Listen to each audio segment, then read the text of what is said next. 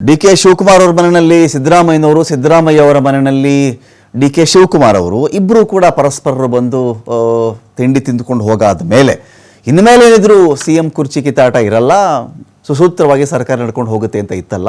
ಇದಾದ ಮೇಲೂ ಕೂಡ ಸೆಷನ್ ಬಂದಾಯಿತು. ಒಂದೆರಡು ದಿನಗಳ ಕಾಲ, 3 ದಿನಗಳ ಕಾಲ ಇವರಿಬ್ಬರು ಒಗ್ಗಟ್ಟಾಗಿರುವಂತೆ, ಬ್ರದರ್ಸ್ ಥರ ಇರುವಂತೆ, ನಗ್ನಗ್ತಾ ಮಾತಾಡಿದಂತೆ ಎಲ್ಲವೂ ಆಯಿತು. ಆದರೆ ಯಾವಾಗ ಸದನ ಶುರುವಾಯಿತು, ಸದನ ಶುರುವಾಗ್ತಾ ಇರುವಂತೇನೆ ಮತ್ತೆ ಕುರ್ಚಿ ಕಿತ್ತಾಟ ಶುರುವಾಗಿದೆ. ಸಿದ್ದರಾಮಯ್ಯನವರು ಹೇಳ್ತಾ ಇದ್ದಾರಾ ಈ ಮಾತನ್ನ? ಇಲ್ಲ. ಡಿ.ಕೆ. ಶಿವಕುಮಾರ್ ಅವರು ಹೇಳ್ತಾ ಇದ್ದಾರಾ? ಇಲ್ಲ. ಇವರ ಬೆಂಬಲಿಗರಿದ್ದಾರಲ್ಲ ಅವರು ಮಾತ್ರ ಮಳೆ ಹನಿ ನಿಂತರೂ ಮರದ ಹನಿ ನಿಲ್ಲಲ್ಲ ಅನ್ನೋ ರೀತಿಯಲ್ಲಿ, ಮಳೆ ಹನಿ ನಿಂತೋಗ್ಬಿಡುತ್ತಂತೆ, ಮರದ ಹನಿ ನಿಲ್ಲಲ್ವಂತೆ. ಸೊ ಆ ರೀತಿಯಲ್ಲಿ ಅವ್ರ ಬೆಂಬಲಿಗರು ಮಾತಾಡ್ತಾನೆ ಇದ್ದಾರೆ. ಕುರ್ಚಿ ಕಿತ್ತಾಟ ಮುಂದುವರಿತಾ ಇದೆ. ಒಬ್ಬೊಬ್ಬ ರಾಜಕೀಯ ನಾಯಕರು ಒಂದೊಂದು ರೀತಿಯಲ್ಲಿ ಹೇಳಿಕೆಯನ್ನು ಕೊಡ್ತಾ ಇದ್ದಾರೆ. ಅಧಿವೇಶನ ಆದಮೇಲೆ ದೆಹಲಿಗೆ ಸಿ.ಎಂ ಡಿ.ಸಿ.ಎಂ ಇದೇ ವಿಚಾರಕ್ಕೆ ಸಂಬಂಧಪಟ್ಟಂತೆ ತೆರಳುತ್ತಾರಾ, ಕುರ್ಚಿ ವಿಚಾರಕ್ಕಾಗಿಯೇ ದೆಹಲಿ ಪ್ರವಾಸವನ್ನು ಕೈಗೊಳ್ತಾರಾ, ಒಂದು ವಾರದ ಒಳಗಾಗಿ ಹೈಕಮಾಂಡ್ ಇವರಿಗೆ ಬುಲಾವ್ ಕೊಡಬಹುದು ಅಂತ ಸಾಧ್ಯತೆ ಇದೆ. ದೆಹಲಿಯಲ್ಲಿ ಕುರ್ಚಿ ಕದನಕ್ಕೆ ಒಂದು ಫುಲ್ ಸ್ಟಾಪ್ ಬೀಳಬಹುದು ಅಂತ ಹೇಳಲಾಗಿದೆ. ರಾಜಕಾರಣದಲ್ಲಿ ಏನೆಲ್ಲ ಆಗಬಹುದು.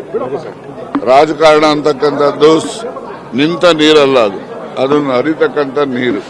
ಹಾಗೆ ಚಲನಶೀಲತೆಯನ್ನು ಹೊಂದಿರತಕ್ಕಂಥ ರಾಜಕಾರಣದಲ್ಲಿ ಎಲ್ಲಾ ಪಕ್ಷದಲ್ಲೂ ಕೂಡ ಬದಲಾವಣೆಗಳು ನಿರಂತರವಾಗಿ ನಡೀತಾನೆ ಇರ್ತವೆ.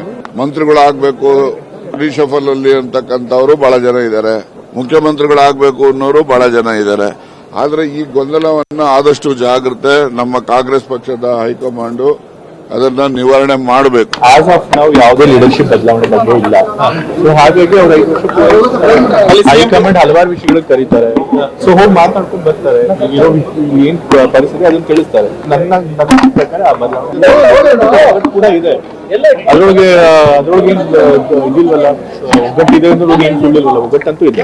ಈಗ ಗೊಂದಲ ಇದೆ ಇತ್ತು. ಯಾಕೆ ಅಂತಂದ್ರೆ ಅವರು ಡಿ.ಸಿ ಕೇಳಿದ್ರು, ತಾವು ಆಕಾಂಕ್ಷಿಗಳು ಇರ್ತಾರೆ. ಸೊ ಅದೇ ಹೈಕಮಾಂಡ್ ಈ ಬಗ್ಗೆ ಅದ್ರ ಬಗ್ಗೆ ತೀರ್ಮಾನ ಮಾಡಲ್ಲ ಇಲ್ಲಿ ಅಂತ ಹೇಳಿದ್ದಾರೆ. ಅಲ್ಲ, ಈ ಇಶ್ಯೂಗಳು ಬಂದ್ರೆ ಚರ್ಚೆ ಮಾಡ್ತೀವಿ.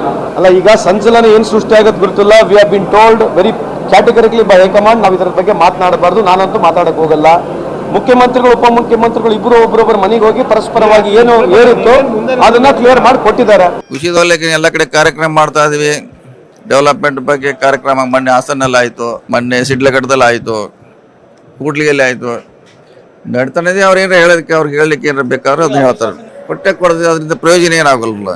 ಇರ್ತಾರೋ ಬಿಡ್ತಾರೋ ಅನ್ನೋದು ಹೈಕಮಾಂಡ್ ಅಂತ ಸಿ.ಎಂ ಅವ್ರು ಖುದ್ದು ಹೇಳಿದ್ದಾರೆ. ಸೊ ಅವ್ರಿಗೆ ಸಂಬಂಧಪಟ್ಟ ವಿಚಾರ ಅದು. ಈಗ ಅದರ ಚರ್ಚೆ ಅವಶ್ಯಕತೆ ಇಲ್ಲ.